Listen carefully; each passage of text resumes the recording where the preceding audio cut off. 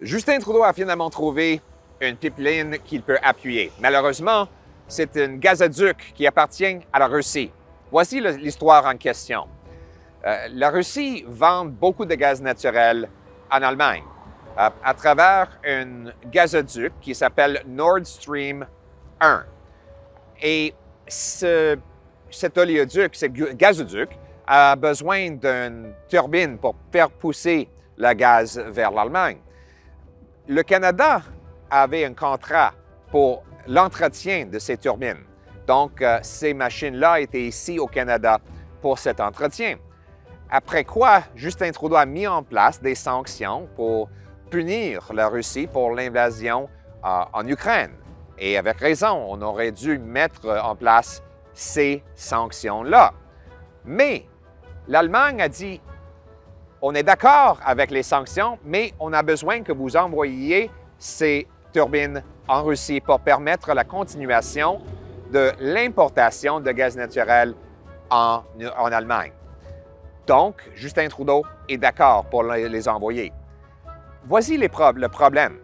À cause de cette décision, ça va permettre à Poutine de gagner davantage de revenus pour supporter l'invasion en Ukraine.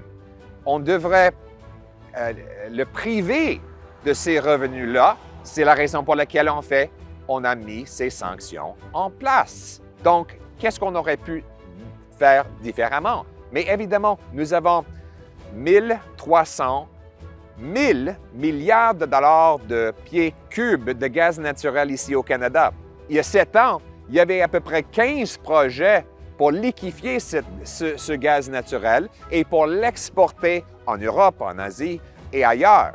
Mais à cause des grandes paperasseries et des politiques anti-énergie de Justin Trudeau, on n'a complété aucun de ces projets. C'est la raison pour laquelle on ne peut pas exporter le gaz naturel en Allemagne, ni en Asie, ni nulle part. Donc, on aurait dû permettre ces projets d'aller de l'avant. Par exemple, on avait le projet de gaz naturel liquéfié du Saguenay. On a des propositions en Terre-Neuve et au Nouveau-Brunswick. Donc, la solution pour l'avenir, c'est de rejeter l'envoi des turbines en Europe pour favoriser l'énergie de Poutine. 2, on devrait négocier avec l'Allemagne une entente de fournir le gaz naturel du Canada en Allemagne pour les décennies à venir, peut-être une entente de 25 ou 50 ans. Évidemment, une telle entente ne permettrait pas le Canada de commencer à fournir le gaz naturel aujourd'hui. Il serait toujours une crise par rapport à l'énergie en Allemagne qu'il faut résoudre aujourd'hui. Mais ça permettrait d'éliminer ces genres de crises pour les prochaines décennies.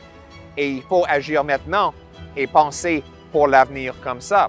On a la capacité de produire et liquéfier le gaz naturel de façon le plus environnementalement responsable au monde. Nous avons l'hydroélectricité pour liquéfication. Nous avons aussi le météo très froid qui aide à réduire la température du gaz pour permettre la transformation en liquide. Et deuxièmement, on devrait signaler aux investisseurs qui sont ici au Canada qu'on va approuver des projets responsables après la consultation avec nos premiers peuples, nos Autochtones, et après la protection de l'environnement.